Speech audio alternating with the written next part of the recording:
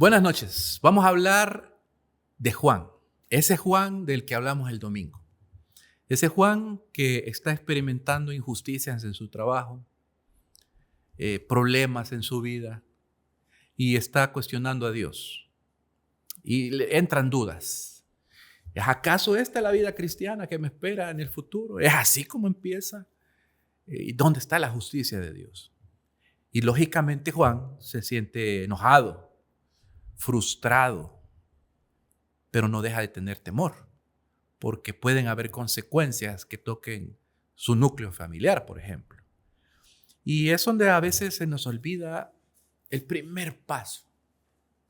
El domingo hablamos de 3 razones por las que deberíamos tener en claro la justicia divina. Pero un paso previo es clamar a Dios. ¿Cuántas veces le clamamos a Dios primero? Antes de buscar salida por otros lados. Antes de decirle a las personas que nos ayuden o hacerles ver las injusticias que como personas estamos viviendo. Y hay que tener esa paz de poder llegar al lugar correcto a pedir ayuda, a pedir auxilio. Y esa es la mano de Dios. Pedir por su justicia. Juan deja de preocuparse y empieza a orar. Empieza a orar por salida en su habitación, solo leyendo Mateo 5:44, le recuerda que debe amar a sus enemigos. Y para nosotros es duro, a ese que me está haciendo la vida imposible, yo tengo que orar por él. Se me acaba de venir a la mente una persona que nos está haciendo la vida imposible, entonces digo yo, orar por esa persona. Jesús nos dijo que amáramos a nuestros enemigos. Así de fuerte es la gracia, donde tenemos que orar y amar a nuestro enemigo. Y en ese momento Juan se acuerda de todas las personas que le están haciendo la vida imposible y empieza a orar por ellos, porque algo les está pasando. Y empiezan a cambiar la situación. Y eso nos pasa a nosotros también. A cada uno de nosotros nos podría estar pasando.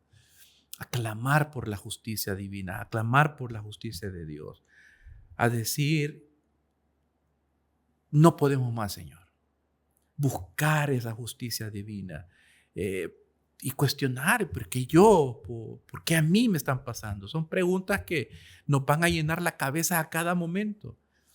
Y empezamos a analizar cómo vamos a salir adelante, cómo a quienes podemos ir a tocar la puerta para salir, pero nos olvidamos de lo esencial. Y es clamar por esa justicia. Clamar por la justicia de Dios, que como dice el Salmo 35, del versículo 7 al 8, dice, yo no les hice ningún mal, pero ellos me tendieron una trampa. No les hice ningún mal, pero cavaron una fosa para atraparme. Por eso, que la ruina les llegue de repente, que queden atrapados en la trampa que me tendieron, que se destruyan en la fosa que cavaron para mí. Estoy leyendo la Nueva Traducción Viviente. Y así somos nosotros, como en la carne. Pedimos justicia, pero queremos ver esa justicia. Así como el salmista estaba en su enojo y en su frustración, que de paso no solo está pidiendo que le ayude, sino que también que le llegue la ruina a esas personas que me están haciendo daño. Y en la gracia no debe ser así. En la gracia Jesús nos resumió toda la ley y los profetas en 2. En amarás a tu Dios y amarás a tu prójimo. Ahora imagínese amar a alguien que me está haciendo daño. No es que usted lo va a llegar a abrazar ahí y le dar un beso en la mejilla como Judas, no. Va a orar por él. A pesar de lo mal que me siento por estar orando por esa persona que me está haciendo daño, Dios, tú me dices que tengo que hacerlo. Y orarlo, olvidar el enojo, dejarlo a un lado. La gracia es difícil. La gracia no es fácil. El nuevo pacto. Dejar que el Espíritu Santo que mora en mí controle mis emociones. Eso es fuerza, eso es poder. Poder de Dios para salvación. Y eso nos recuerda que debemos afrontar la vida esperando la justicia de Dios, pero aceptando que en el mundo vamos a sufrir, pero hay que hacerlo con fe y con esperanza, como dijimos el domingo. Esa fe y esperanza que, como dice Hebreos 12:11, ninguna disciplina resulta agradable a la hora de recibirla, al contrario, es dolorosa, pero después produce apacible cosecha de una vida para los que han sido entrenados en ella. Nueva traducción viviente. ¿Por qué saco a la luz este versículo? Porque muchas veces creemos que las injusticias son injustificadas. Pero ¿qué tal si nosotros somos los causantes de esa injusticia? Y realmente no es injusticia, es lo justo. Porque estamos actuando de una manera honesta. No de la manera correcta. Hace poco, en estas nuevas políticas en las instituciones públicas, reúnen a un grupo de personas, de alrededor de 300 personas en un auditorio, y les dicen: señores, por acuerdos sus servicios ya no son requeridos. Así que gracias, pueden pasar a recursos humanos a recoger sus cheques de indemnización. Esa fue toda la reunión para esas 300 personas. Y una de ellas se me acerca indignada y me contó: fíjate que en el trabajo hicieron esto, esto y esto, y me despidieron. Pero sondeando con otras personas que lo conocen, pues resultó que él era de las personas que más renegaba, que cuando pedían que se quisieran un reportes a tiempo, él era el que más se tardaba, el que llegaba más tarde y se justificaba: mire, por esto, esto y esto, no pude venir, pero era repetitivo.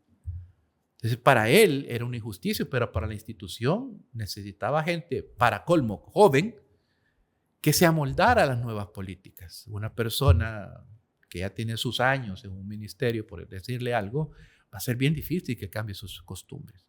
Y entonces él lo percibe como injusticia, pero el otro bando lo percibe como justicia. ¿Quién tiene la razón? Pues cuando vamos a estudiar la palabra de Dios, él sale que muchas veces es disciplina que estamos recibiendo y hay que aceptarlo. Hay que saber que cuando nosotros estamos sucios, debemos limpiarnos, pero no debemos limpiarnos cambiando de actitud solo para aparentar, sino limpiarnos con la palabra de Dios. Corregir lo que estemos haciendo mal. No creernos indispensables, porque para todos y para todo hay un reemplazo. Como mismo Jesucristo decía: miren, ustedes ya están en Juan 15, versículos 3 y 4, decía: vosotros estáis limpios ya por la palabra que les he dado. Permaneced en mí y yo en ustedes. Porque como el pámpano no puede llevar fruto, ustedes no pueden llevar fruto si no permanecen en mí. Pero esos frutos muchas veces tienen que ser internos, que nosotros promovamos ese cambio a través de la fuerza y el poder que nos da el Espíritu Santo que mora en nosotros, que podemos cambiar de actitudes. Entonces esa injusticia, y le pedimos justicia a Dios, a veces se nos va a revertir porque el problema soy yo. Tal como les contaba el domingo. Porque siempre pensamos que hacemos las cosas bien. Nunca nos equivocamos, humildemente hablando. Pero no somos infalibles. Vamos a equivocarnos. Es profecía. Vamos a cometer errores. Vamos a afectar personas. ¿Qué tan humildes vamos a ser para pedir perdón? ¿Qué tan humildes vamos a ser para hacer un cambio en nuestra vida? Reflexionar. La justicia de Dios llega a su tiempo a donde tiene que llegar. No es a donde nosotros queramos que llegue. Así es como que vamos a ver de repente de que no tendríamos que alegrarnos, como dicen los proverbios, no alegrarnos de la prosperidad del impío, porque él tarde o temprano va a ser apagada su luz, dice, o sea, lo van a... O va a caer, va a ir preso, por ejemplo, va a estar guardado. Y entonces uno dice, con razón, ¿verdad? Pero en el momentito que veíamos cómo prosperaba, nosotros dudábamos. ¿Y la justicia de Dios dónde está? Ya cuando Dios a veces nos permite ver eso, decimos, ay, sí tiene razón Dios, ¿verdad? Mejor no me alegro de que le vaya mal. Y eso es lo que nosotros tenemos que recordar. Recordar que la justicia divina tiene mucho más alcance, más incomprensible de lo que nosotros podemos entender. Es tanta la justicia de Dios que a pesar de la que lo estemos pasando mal con el vecino, porque vemos al vecino que va con el carro del año y nosotros estamos en escasez que no tenemos ni para pagar el alquiler y aparece el don de la envidia. Y buscamos justicia. ¿Dónde está la justicia de Dios? Y parecería lógico. Es más, Job, en el capítulo 27, versículos 7 al 13, decía, ¿por qué vienen los impíos y se envejecen? Y aún crecen sus riquezas. Su descendencia se robustece a su vista y sus renuevos están delante de sus ojos. Sus casas están a salvo de temor. No viene azote de Dios sobre ellos. Sus toros engendran y no fallan. Paren sus vacas y no malogran su cría. Salen sus pequeñuelos como manada y sus hijos andan saltando. Al son de tamboril y de cítara saltan y se regocijan al son de la flauta. Pasan sus días en prosperidad y en paz descienden al infierno. Nos fijamos, como seres humanos, tendemos a eso. Pero recordemos que la justicia de Dios llega a su debido tiempo y es perfecta. Y como humanos muchas veces es normal sentirse así. Porque no quisiéramos que pasara, pero olvidamos que somos hijos de Dios y olvidamos clamarle a Él por justicia. De una manera tal de vertir nuestro corazón hacia Él, no pidiendo el mal del hermano, sino que cambie, que sea esa situación el motor que lo provoque a hacer un cambio en sus vidas, que deje de ser un transgresor, que deje de llevarse mal con las personas. Con razón, el sabio más grande del mundo nos decía en Proverbios 24:1, no tengas envidia de los malvados, ni desees estar con ellos. En ese mismo proverbio, en el 24, pero ya en el versículo 19 dice, no te impacientes a causa de los malhechores, ni tengas envidia de los impíos. Vea qué fuerte, porque como seres humanos vamos a tender a eso, a envidiarlos. Pues este no va ni siquiera a la iglesia y mira qué bien le va en la vida. Y empezamos a tener envidia. ¿Y por qué vamos a tener envidia de ellos? Cuando su final es de ruina. Proverbios 24:20 dice, porque para el malo no habrá buen fin y la lámpara de los impíos se apagará. Ahí está. No pensemos en solo las injusticias que vivimos, sino pensemos en la justicia divina, en la justicia de Dios. Esa justicia que, como dije el domingo, se reveló en Jesús. El amor de Dios se reveló en justicia y cargó a su propio Hijo con todos nuestros pecados. En Juan 3:16, un versículo que todos no sabemos, porque de tal manera amó Dios al mundo que dio a su Hijo único para que todo aquel que en Él cree no se pierda, mas tenga vida eterna. Esa es justicia, porque había que pagar. Porque en el mundo vivimos con pecado y Dios ofrece salvación a todo aquel que cree. El que cree en mí tiene vida eterna, dijo Jesucristo. Y eso es lo que arma el puente entre mi conexión con Dios y los hombres. Reciba a Jesucristo como su Salvador personal. Maduremos hasta llegar a la estatura de la plenitud de Cristo. Clamemos por justicia. Digámosle a Dios, Señor, tu justicia es perfecta. Llega en su tiempo. Castigarás a quien tengas que castigar. Disciplinarás a quien tengas que disciplinar. Gracias, Señor, por eso. Eso me da paz, me da consuelo y me da esperanza. Eso es lo que debemos buscar, mis hermanos. No buscar la ruina de los demás, sino que Dios lo restituya. Que si me hizo mal, que deje de hacerlo. Y me ha usado a mí para madurar, para confiar más en Él, sabiendo de que su justicia es perfecta. Hermanos, crezcamos a la estatura de la plenitud de Cristo, unidos en una misma fe. Que Dios esté con ustedes todos los días de nuestra vida, así como dice Mateo 28 al final. Que Dios nos ayude en esto. Buenas noches.